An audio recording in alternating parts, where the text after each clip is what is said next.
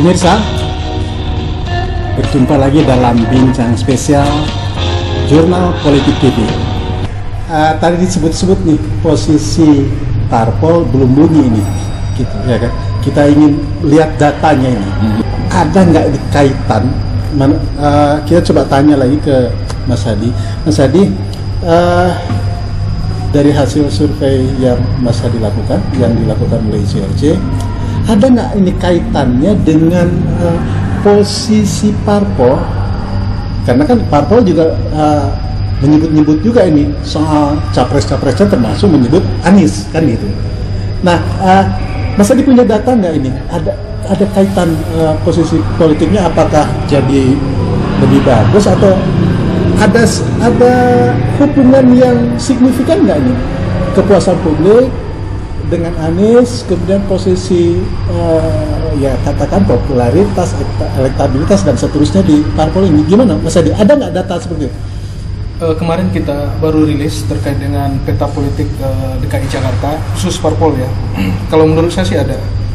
Contoh yang pertama, posisi dari PSI di 2019 di DKI Jakarta itu ada di posisi nomor 4 atau nomor 5 kalau nggak salah saya. Nah, PSI ini sikap politik selalu berseberangan dengan Anies, ya kan? Nah, kemudian buah dari kontroversi dengan dengan sikap politiknya dengan Anies ini membuat beliau terlempar dari kursi parlemen di DKI Jakarta di 2024 nanti. Itu satu poinnya. Itu yang sudah ada hubungannya. Karena kita tahu tadi masyarakat publik Jakarta itu puas dengan kinerja Anies. Itu angkanya tinggi sekali. Sedangkan PSI itu mencoba untuk melakukan narasi-narasi politik diksi, menggunakan diksi-diksi yang selalu bertentangan dengan publik dengan menyudutkan program kerja Anies dan sebagainya, dan itu berdampak pada elektoral partainya. Itu satu. Kemudian elektoral PSI setelah menggempur Anies itu apa? Itu ada kalau saya kemarin kalau nggak salah itu peringkat 9 atau 10. Yang jelas salah satu partai yang kemungkinan besar tidak lolos parlemen DKI Jakarta itu salah satu PSI. Nah, yang kedua itu Gerindra.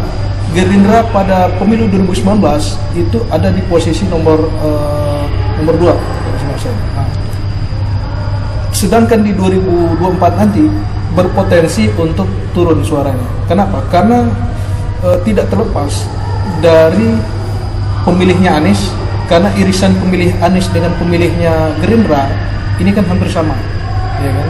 Nah, setelah Prabowo masuk ke kabinet Jokowi, itu otomatis Prabowo banyak ditinggalkan oleh pemilih-pemilih loyalisnya, ya kan? Nah, kemudian pemilih loyalis Anies di DKI Jakarta itu rata-rata pilihan mayoritas ke Anies, ya kan? Nah, ini yang membuat suara Gerindra itu turun. Kemudian yang ketiga itu Demokrat. Demokrat dulu posisinya masih di bawah. Dengan situasi politik hari ini yang notabene masyarakat itu tahu bahwa Anies ini pasangannya AHY, ya kan? Itu yang ada di benak masyarakat hari ini, yang berpotensi pasangan Anies AHY itu jadi. Maka oleh karena itu dukungan terhadap Demokrat ini juga menguat di DKI Jakarta, ya kan? Nah, itu yang ketiga. Kemudian yang keempat, yang menarik ini ada Nasdem, PAN dan P3. Kemudian saya mau bicara Nasdem dulu. Nah, Nasdem ini partai politik yang notabene hari ini yang menyodorkan nama Anies sebagai capres. Kita bandingkan dengan PKS dan Demokrat. PKS salah satu yang mengusung Anies juga. Demokrat, PKS suaranya naik, ya kan? Tetapi Nasdem yang mengusung Anies itu suaranya turun. Sehingga muncullah berbagai framing yang menyatakan bahwa Anies dukung Nasdem dukung Anies, itu membuat suara Nasdem turun. Tapi saya punya hasil yang berbeda dari pembacaan data itu. Nah, kalau saya lihat bukan karena Nasdem dukung Anies kemudian suara Nasdem turun. Kalau saya lebih melihat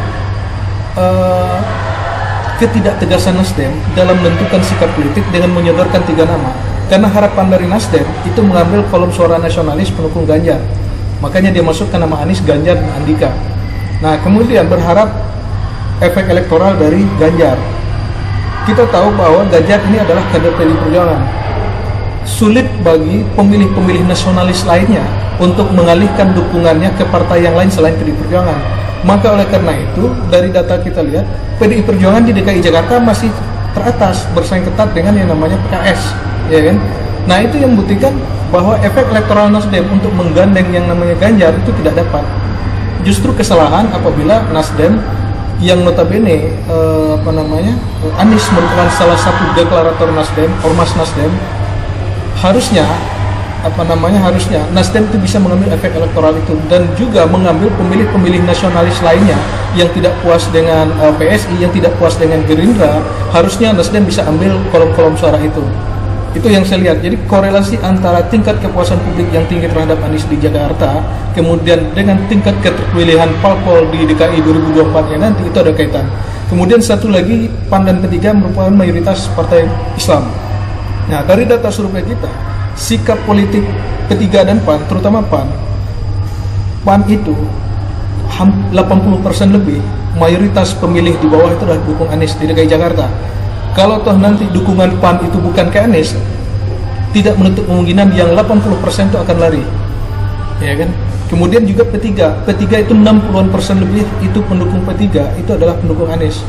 Kalau sikap politiknya nanti itu berseberangan dan mendukung capres lain, yang 60% ini juga bisa hilang. Otomatis saya katakan, jadi ada 4 partai politik yang kemungkinan besar untuk tidak lolos parlemen DKI Jakarta, itu ada PSI, kemudian P3, kemudian PAN dan Nasdem. 3 ini masih berpotensi, tergantung sikap politiknya seperti apa. Saya kira demikian. Bisa ditarik misalnya kesimpulan sementara ini karena Nasdem belum tegas mengusung salah satu, ya kan? Ya. Kalau misalnya Nasdem mengusung Ganjar misalnya, tetap juga Nasdem tidak akan bisa naik keterpilihannya karena Mas Ganjar ini kan PDIP ini, pendukungnya agak sangat tidak mungkin untuk berpindah ke Nasdem misalnya, gitu, ya kan gitu. Tetap pilih Mas Ganjar misalnya pendukungnya itu kan, tapi partainya tetap pilih PDIP. PDIP partainya. Begitu ya. Oke.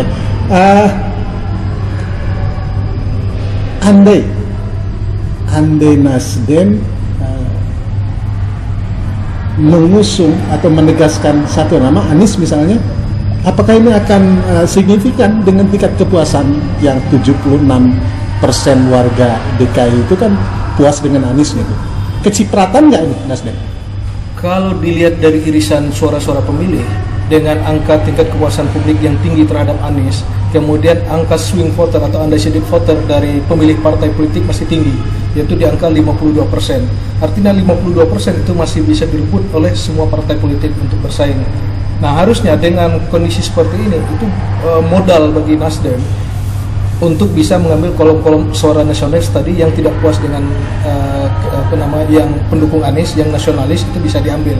Yang sebelumnya mereka dukung Gerindra, kemudian ya dukung partai-partai yang lain, kemudian pilihan politik nanti harapannya itu kan bisa diambil masuk ke Nasdem. Tetapi seberapa besar angka itu kan kita tidak tahu, kan harus diuji lagi. Misalkan nanti Nasdem putuskan capresnya siapa, salah satu misalkan Anies atau Ganjar. Nah, setelah itu nanti coba diuji dengan riset lagi secara nasional. Kalau ini kan DKI, nanti kita coba uji dan riset secara nasional, ada nggak pengaruh? Kalau menurut saya, pengalaman Nasdem selama ini, dia selalu mengusung calon-calon kepala daerah, terutama kepala daerah itu adalah kepala daerah terbaik. Misalkan Ridwan Kamil, yang pertama kali mendeklar Ridwan Kamil sebagai calon gubernur Jawa Barat itu adalah Nasdem. Nah, kenapa presiden tidak dilakukan hal yang sama untuk mendeklar salah satu capres yang tidak punya irisan dengan partai lain? Seharusnya Nasdem bisa mengambil efek elektoral dari itu. Oke, Mas Adi, kita ingin dengar juga nih.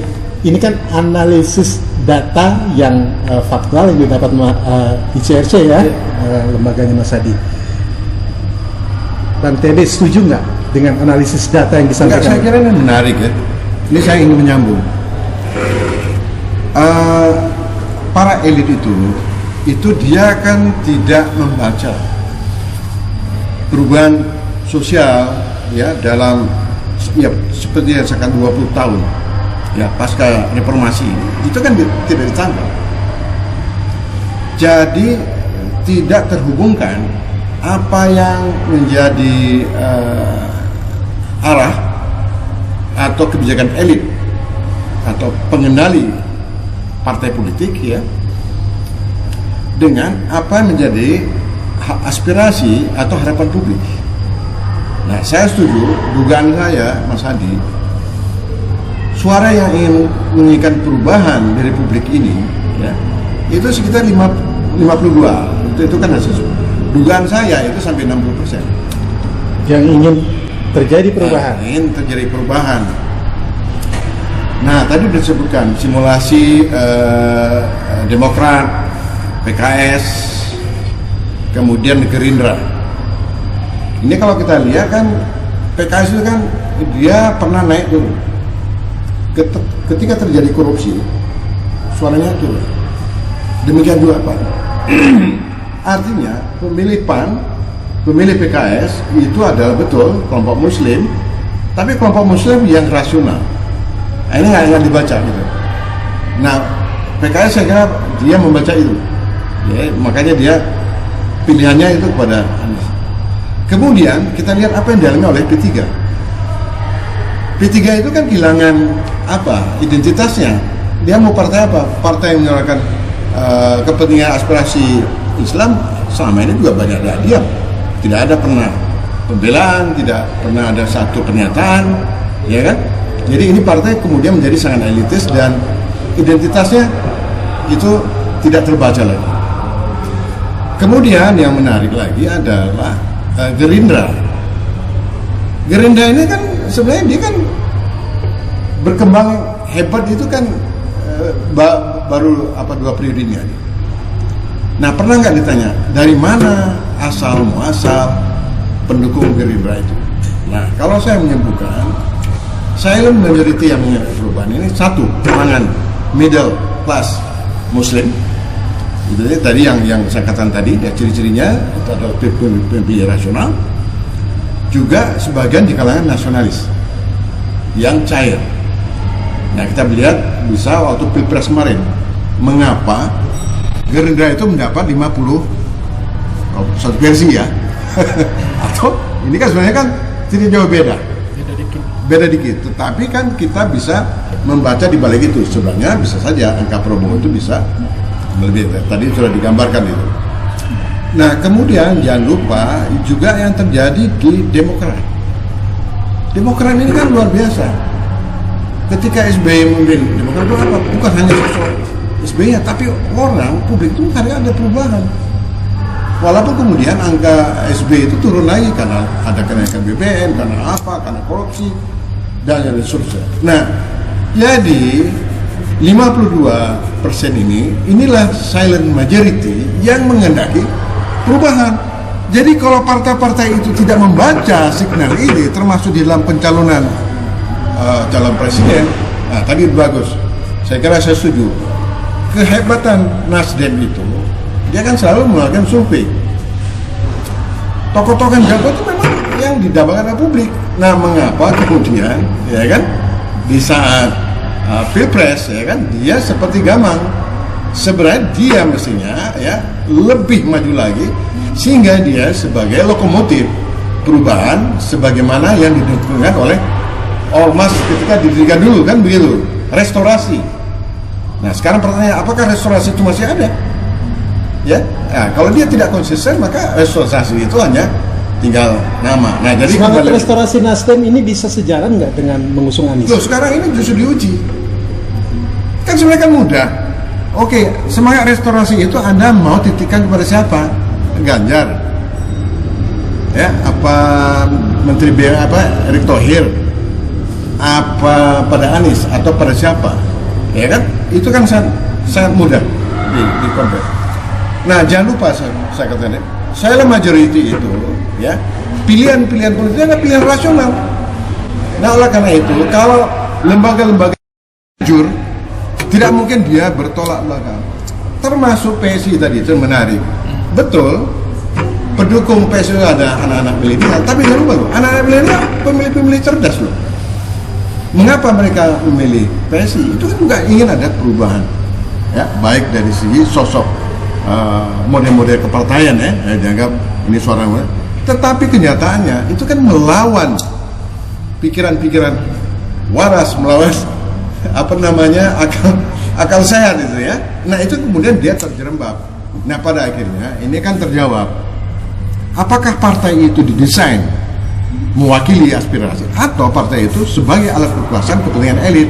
Nah, jadi ini akan terlihat, ya, akan terlihat. Itu nanti kita bisa jelaskan. Saya kira itu. Pemirsa, demikian bincang-bincang spesial kita. Nantikan bincang spesial lainnya menyangkut perpolitikan nasional. Saya Adi Priyono mengucapkan terima kasih atas perhatian Anda. Sampai jumpa pada bincang spesial Jurnal Politik TV. Assalamualaikum warahmatullahi wabarakatuh.